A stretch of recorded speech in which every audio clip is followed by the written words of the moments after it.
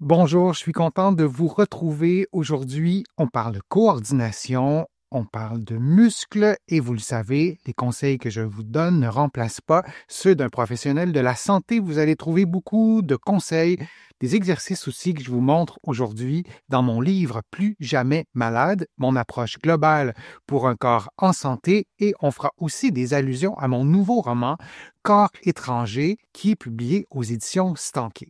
Comment améliorer sa coordination au quotidien, vraiment dans la vie de tous les jours, pas nécessairement en faisant des exercices, quoique dans bien des cas, c'est nécessaire de faire des exercices, mais vraiment dans la vie de tous les jours, c'est une capacité physique qui est importante, qui est essentielle, la coordination, et elle s'entretient comme la force, comme l'endurance, et on doit la travailler régulièrement et pas uniquement avec des exercices. On peut faire des exercices de coordination, je pense que c'est une bonne idée bien souvent, mais on doit absolument aussi intégrer cette amélioration de la coordination dans nos activités de la vie de tous les jours. Et plus on diversifie nos activités, plus tout ça sera efficace. Je vous ai mis 4 grandes catégories, on aurait pu en faire plus. Vos déplacements, lorsque vous vous déplacez à pied, lorsque vous vous déplacez avec d'autres moyens de transport à vélo, par exemple, les tâches domestiques, donc l'entretien ménager, tout ce qui est la cuisine, on a besoin de coordination, les gestes de précision, on peut penser quand on s'habille, quand on attache une chemise, quand on lace nos chaussures.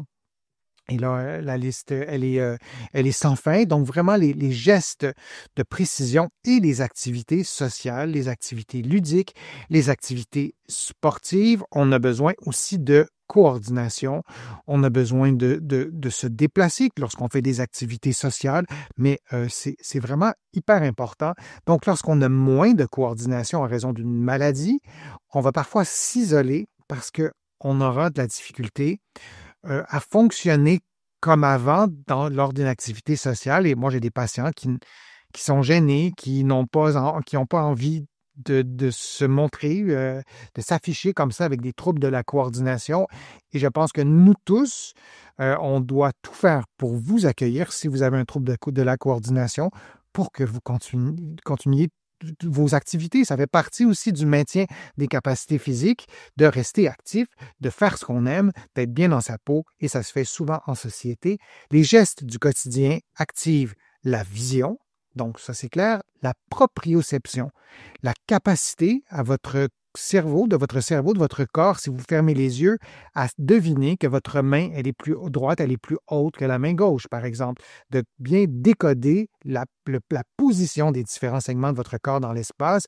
Et donc, il y a la vision, la proprioception et aussi les commandes motrices. En chaque répétition de mouvement renforce leur connexion, pour le dire simplement, les connexions qui sont connexions nerveuses, qui partent du cerveau en passant par le cervelet, la moelle épinière qui se trouve dans votre dos et jusqu'à vos muscles, jusqu'à la jonction neuromusculaire entre le nerf et le muscle. C'est un système qui est complexe, qu'on utilise à chaque instant et on doit le stimuler.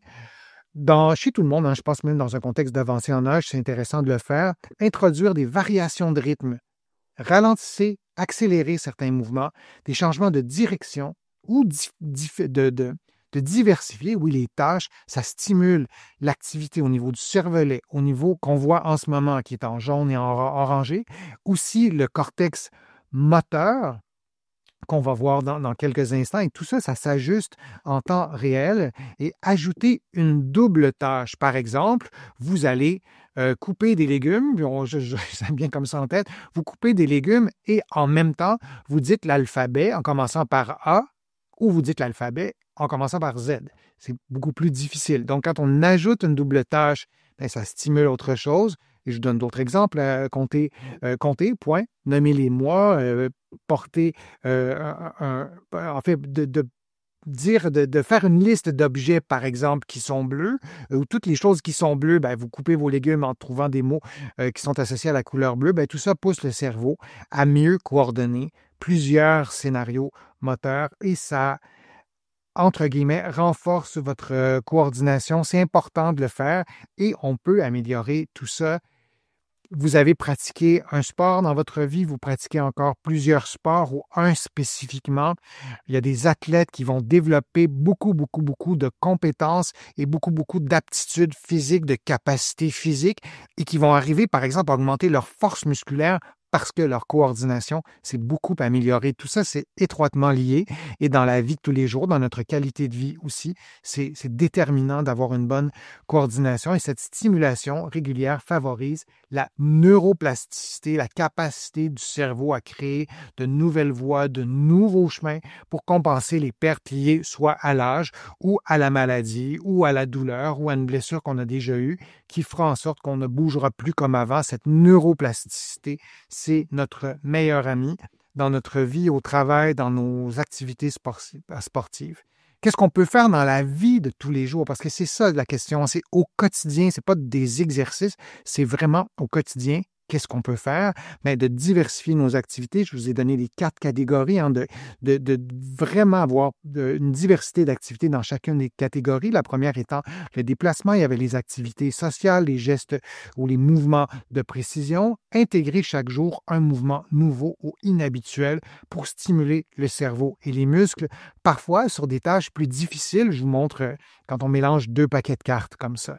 Mais parfois, si on n'est pas capable de le faire, on va demander à quelqu'un d'autre de le faire pour nous. Moi, je vous encourage à le faire, à essayer de l'apprendre, de sortir de votre zone de confort et faire, j'ai mis mouvement, mais ça peut être une activité aussi, ça peut être, on peut changer le mot, ça peut être une forme de déplacement, ça peut être autre chose, mais de sortir de votre zone de confort et de tolérer aussi, d'accepter que les premières fois que vous allez faire le mouvement, ce ne sera peut-être pas vos meilleures fois, mais votre corps va apprendre, votre cervelet va être stimulé et peut-être que votre coordination aussi va s'améliorer ou va être entretenue. Vous allez préserver vos capacités physiques. Utilisez les tâches du quotidien aussi pour affiner la précision et la coordination. Aussi, par exemple, vous versez de l'eau à différents niveaux, donc dans des verres, et vous remplissez le niveau d'eau selon ce que vous aurez déterminé et vous essayez de le faire ensuite le plus vite possible jusqu'à un certain point. Donc, si vous n'avez aucun problème de la coordination, ça sera probablement facile. Si la coordination est plus difficile, ce sera une façon intéressante de le faire. Et là, vous avez vos yeux qui vous donnent une rétroaction immédiate. Ça peut être intéressant, d'une part, dans le niveau de l'eau, mais aussi dans le fait que l'eau ne doit pas sortir à l'extérieur du verre. Et vous pourriez faire la même chose, peut-être en équilibre sur un pied. Peut-être que vous pourriez faire la même chose en vous éloignant un peu des verres, donc en ayant le bras un peu plus tendu. Je vous donne des pistes de réflexion. C'est peut-être pas approprié pour vous, mais si vous écoutez ce contenu-là, c'est peut-être parce que vous avez un intérêt pour améliorer votre coordination ou améliorer ou accompagner quelqu'un à améliorer sa coordination ou sensibiliser une personne aussi à la coordination, peut-être pour l'amener à consulter. Si on fait ce que vous voyez en ce moment à l'écran avec le bras droit et avec le bras gauche, même si qu'on soit droitier ou gaucher, on a beaucoup, beaucoup, beaucoup plus de difficultés à faire. C'est peut-être pas normal, peut-être ça peut être une façon aussi de sensibiliser quelqu'un à prendre conscience d'une difficulté de la coordination et de consulter pour comprendre ce qui se passe, toujours dans les tâches du quotidien pour stimuler votre coordination. On reste dans les verres d'eau, donc d'un parcours que vous pourrez faire à la maison, marcher dans un couloir, dans votre corridor, en alternant des pas lents et des pas rapides, en transportant un objet léger dans chaque main, ça pourrait être ça, de poids différents. Moi, j'aime bien utiliser des verres d'eau.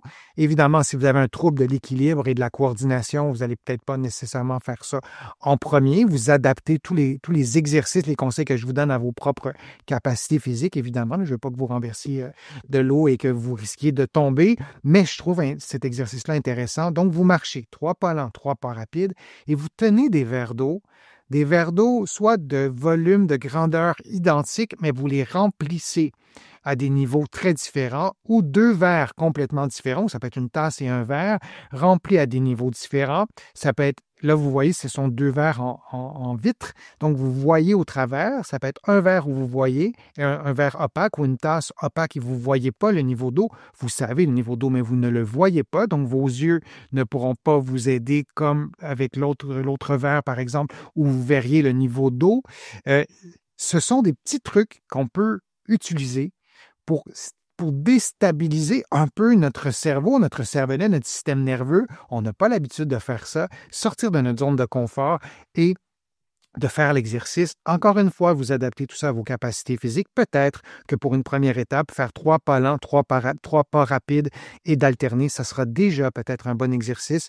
C'est à vous de juger tout ça. Vous pourriez ajouter des virages, vous pourriez ajouter un arrêt, vous pourriez faire l'exercice dehors, mais tout ça près d'un appui, chaussures fermées, si votre équilibre est plus précaire. À l'inverse, si vous avez un très bon équilibre, c'est peut-être mieux de le faire pieds nus et peut-être que ça stimulera aussi un peu plus les réactions d'équilibre au niveau du pied. Je me répète, mais vous devez vraiment adapter et peut-être adopter aussi ce que je vous montre à vos capacités physiques. Je vous remercie d'avoir été présent. Je vous remercie de vos questions. C'est toujours un immense plaisir de vous présenter mes contenus. Vous allez trouver beaucoup d'informations aussi sur mon site web, le www.denisfortier.ca. Vous pouvez vous abonner gratuitement à l'infolettre aussi. Il y a l'infolettre hebdomadaire, il y a des infolettres aussi thématiques. Vous allez trouver beaucoup d'informations dans mes livres, notamment mon livre Plus jamais malade, mon approche globale pour un corps en santé. J'ai écrit d'autres livres en plus que de mon roman Corps étranger, des livres sur les douleurs au dos, sur le vieillissement, sur la marche. Je vous invite à aller consulter et ça me fait toujours plaisir de lire vos commentaires de lecture, vos questions aussi et j'essaie de répondre à un maximum de questions sur ma chaîne ici dans les commentaires et parfois en direct lors de mes vidéos. Donc merci beaucoup, merci pour vos contributions aussi. Vous le savez, sans elles, je ne pourrais pas continuer à vous offrir autant de nouveaux contenus. Je suis Denis Fortier, je vous dis à une prochaine fois, à une prochaine vidéo. À bientôt.